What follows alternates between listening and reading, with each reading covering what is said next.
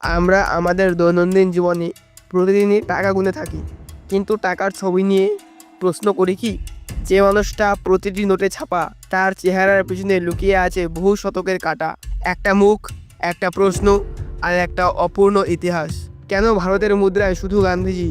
কেন নেই নেতাজি সুভাষচন্দ্র বসু, যিনি বাঁচার চেয়ে মরার পথে স্বাধীনতা খুঁজেছেন? স্বাধীনতার পর ভারত নতুন করে ভাবতে শুরু করলো, কে আমাদের পথপ্রদর্শক?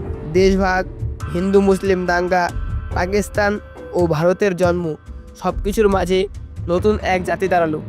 নতুন পতাকা এলো, নতুন সংবিধান এলো, নতুন প্রধানমন্ত্রী এলো।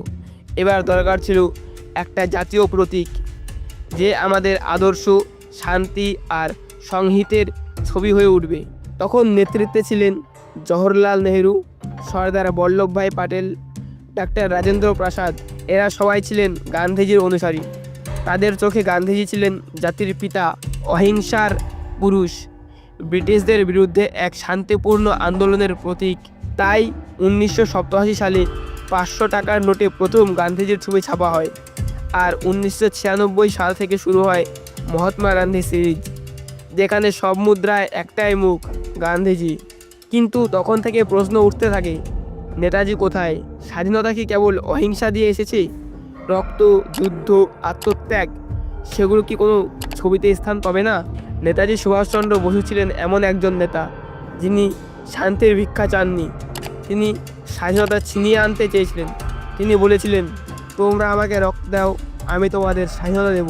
তিনি ইউরোপ থেকে গোপনে জার্মানিতে যান, সেখান থেকে জাপানে পৌঁছে করে তোলেন আজাদ হিন্দ ফৌজ। এটি ভারতীয় সেনাবাহিনী, যাদের একটাই লক্ষ্য ছিল, ব্রিটিশদের তাড়িয়ে স্বাধীন করতে হবে ভারতবর্ষকে।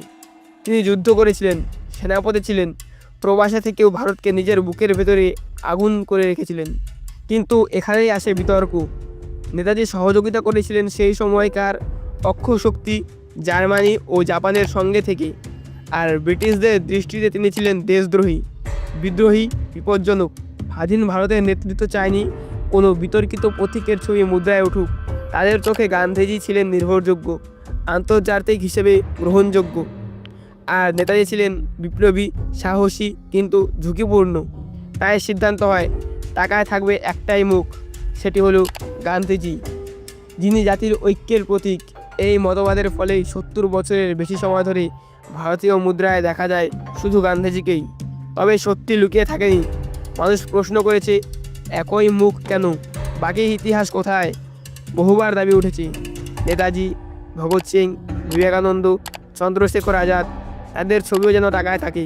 2018 সালে এক নাগরিক RTI এর মাধ্যমে প্রশ্ন করেছিলেন, নেতাজির ছবি কি কখনো মুদ্রায় ছাপা হবে?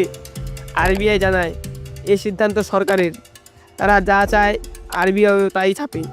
2021 সালে খবর রটে, RBI এক গবেষণায় নেতাজি ও রবীন্দ্রনাথ ঠাকুরের ছবিও বিকল্প হিসেবে বিবেচনা করেছে, কিন্তু সরকারিভাবে তা বাস্তবায়িত হয়নি। আমেরিকার দিকে তাকান, তাদের মুদ্রায় রয়েছে George Washington, Abraham Lincoln, Thomas Jefferson, Benjamin Franklin.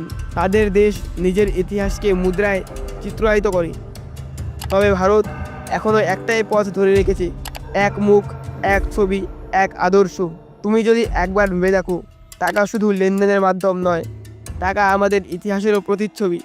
প্রতিটি মুদ্রা এক ধ্বনি, সে বলে এই মানুষটা আমাদের পথ দেখিয়েছে।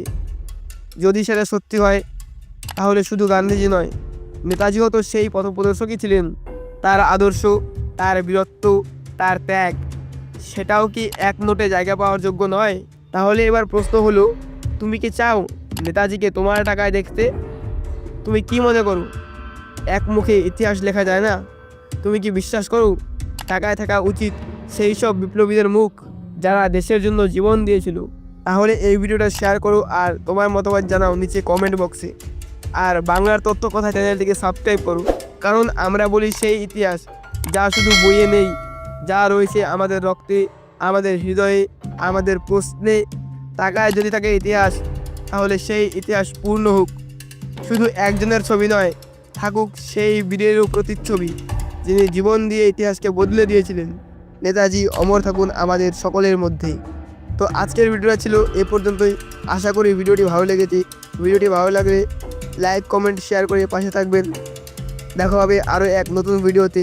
ততক্ষণ সুস্থ থাকবেন, ভালো থাকবেন। জয় হিন্দ, জয় ভারত।